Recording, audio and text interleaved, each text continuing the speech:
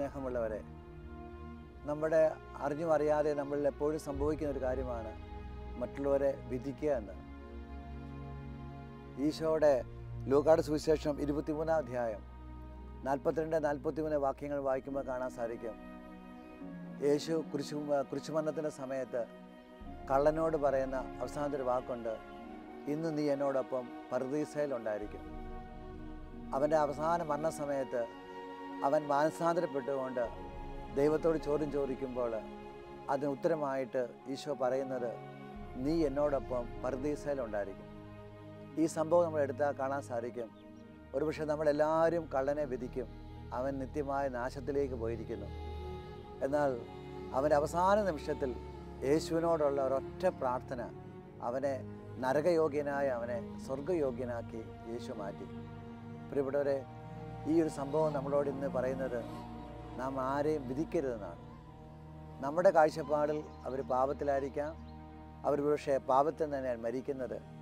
എന്നാൽ മരണത്തിന് മുമ്പ് ഒരു കുഞ്ഞു സെക്കൻഡിൽ, ഏതാനും നിമിഷങ്ങളുള്ളിൽ അവർ നിലവിളിച്ചാൽ തീർച്ചയായിട്ടും അവരെ പാപം ക്ഷമിച്ച് നരകയോഗിയെ അവരെ സ്വർഗയോഗിയായിട്ട് യേശു മാറ്റും.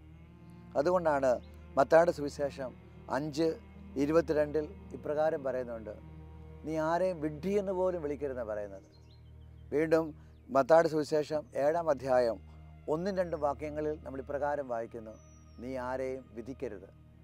പ്രിയപ്പെട്ടവരെ, ഈ നോയമ്പ് കാലത്ത് നമുക്ക് തീരുമാനമെടുക്കാം, ആരെയും വിധിക്കാതിരിക്കുവാൻ, ആരെയും കുറ്റപ്പെടുത്താതിരിക്കുവാൻ. കാരണം എത്ര വലിയ തെറ്റ് ചെയ്യുന്നവനും അത് തെറ്റ് ചെയ്യാനായിട്ടുള്ള ചില കാരണങ്ങളുണ്ട്.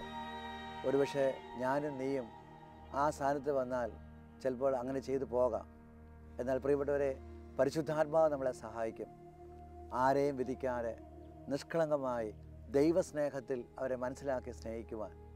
അതുകൊണ്ടാണ് ഈശോ പ്രകാരം പറഞ്ഞത്, ലൂക്കായുടെ സുവിശേഷം 6:45, നല്ല മനുഷ്യൻ്റെ ഹൃദയത്തിൽ നിന്ന് നന്മ പുറപ്പെടുന്നു, ഹൃദയത്തിൻ്റെ തികവിൽ നിന്നാണ് അതിരം സംസാരിക്കുന്നത്. അതിനാൽ പ്രിയപ്പെട്ടവരെ, വിധിക്കുന്ന നമുക്ക് വിധി ഒഴിവാക്കണമെങ്കിൽ ഒറ്റ വഴിയേ ഉള്ളൂ, ദൈവത്തിൻ്റെ നന്മയാൽ പരിശുദ്ധാത്മാവിനാൽ നിറയപ്പെടുക.